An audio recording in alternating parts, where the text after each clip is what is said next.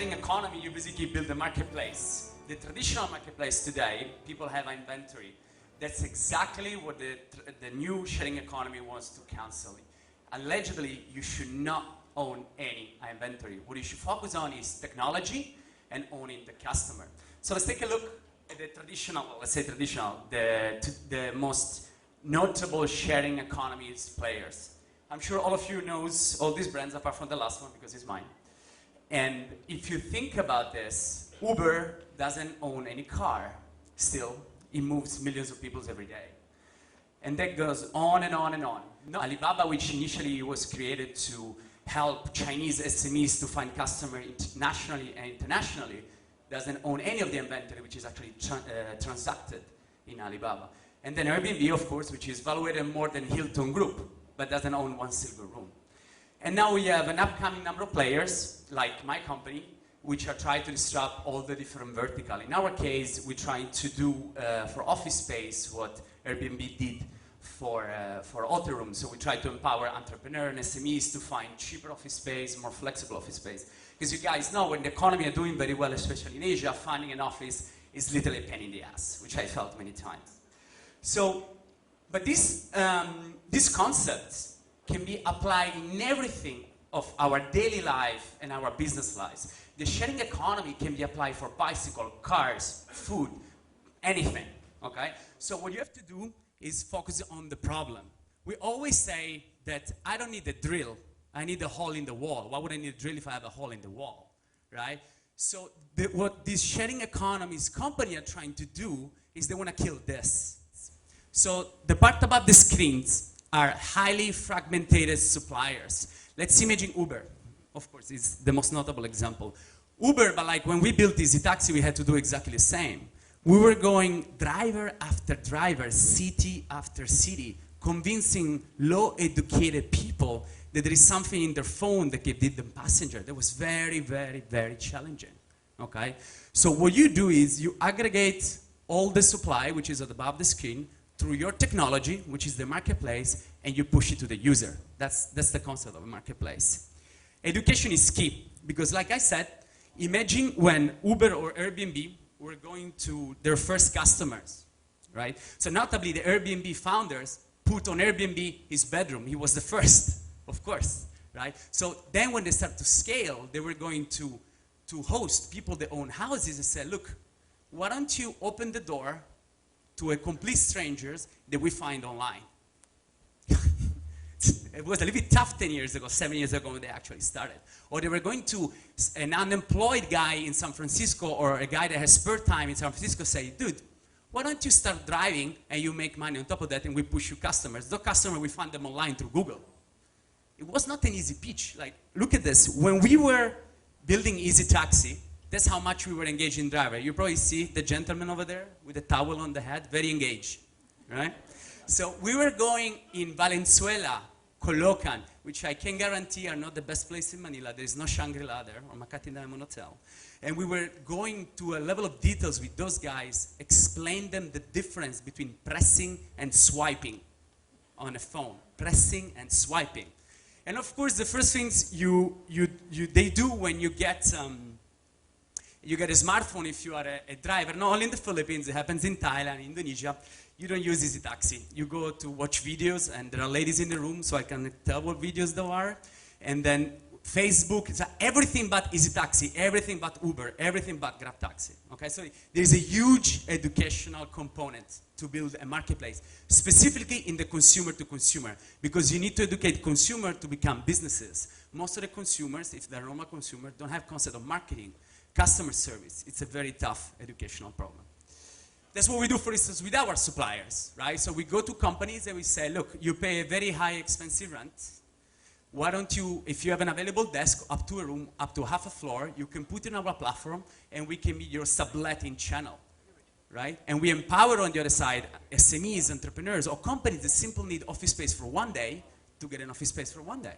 That's it. So we work on the underutilized supply of offices that are inside businesses, but we also have normal merchants. Supply engagement is very key. For instance, specifically in the C2C, consumer to consumer marketplace, At the beginning, in Easy Taxi, we literally fake it. We hired 20 cars, 20 drivers, and they were only picking up passengers from us. Why were we doing this? Because they were not believing that there is something in their phones that give them passengers until they actually, there is something in their phone that gives them passenger. So we put 20 drivers on a payroll, we hired 20 cars, and off you go. They were only picking up passengers. And then suddenly they were realizing, these things is real. So we were slowly shifting from a faked marketplace to an actual real marketplace. I can tell you a couple of stories. Some of my former colleagues in Indonesia are building e-commerce companies. They transform their bedroom into a warehouse because they cannot afford a warehouse, but they can do fulfillment within one day. They receive an order on a website, they pick up the belt from their shelves, they pick up the motorbike, and they deliver it themselves. That's how you do fulfillment.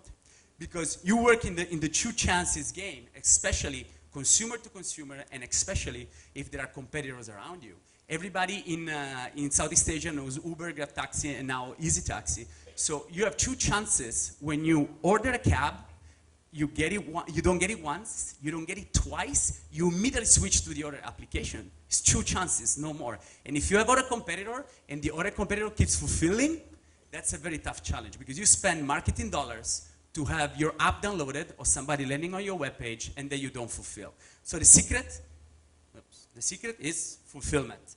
So you have to consider yourself like a magician, like Houdini. In that sense, even I drive taxi when I was here. The first drivers, I was driving myself, and you should see the face of Filipinos seeing a driver, a foreigner as a driver get into a taxi. They were a little skeptical to get into the taxi at the beginning. But you have to do anything in order to fulfill, especially at the beginning. Fake a marketplace, bring things yourself, etc. If you are a normal startup, funding is limited. So you have to make it happen regardless. You have to localize, and that's something that Grab Taxi, for instance, did very well compared to Uber. So also the rocket companies like Lazada and Zalora, they pioneered cash on delivery because it was the only way to attract consumers. Because Uber can have a fantastic branding, all the marketing money in the world, but if the only way they can get money is through credit card, and they operate in the Philippines where credit card penetration is 3%, it's challenging. That's why Grab Taxi had acquired immediately market share, a higher market share because it's cash on delivery. That's why Lazada acquired good market share because of cash on delivery. Still today, 65 to 70% of the orders in Lazada and Zalora are on cash on delivery. Of course not in Singapore, but in Southeast Asia, yes, because of this reason. So you really have to localize. User experience is very important. Because today, there is a lot of super good tech companies that offer a seamless tech experience. The Uber app is fantastic. It doesn't fail, it never crashes. How lean the app is, how it moves you from a process to another. It's like dancing with the app. It's amazing. Especially the first time you go through this, it's like, wow. So look at our case, right? So people land on our webpage, one screen, they know exactly who we are and what we do. There is no, people still misunderstand it because we're a new concept, but understand exactly who we are and what we offer.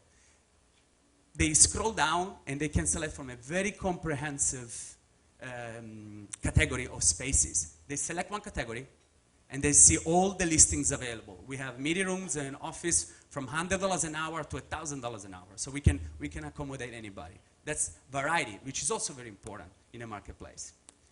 They select one space, they can see the whole details, and they click on the square there, which is inquire now, book now. They pay with credit cards. Done. Now they have a meeting room.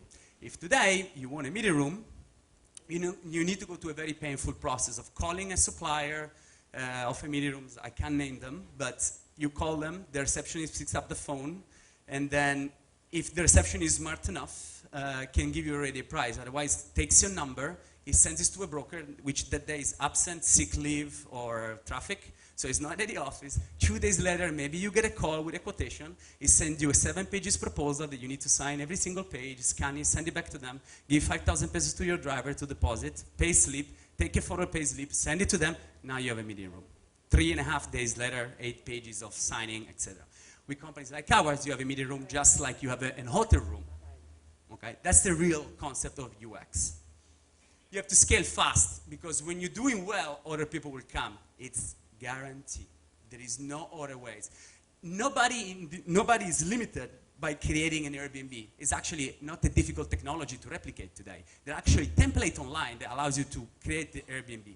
but good luck in attracting the same amount of traffic that Airbnb did.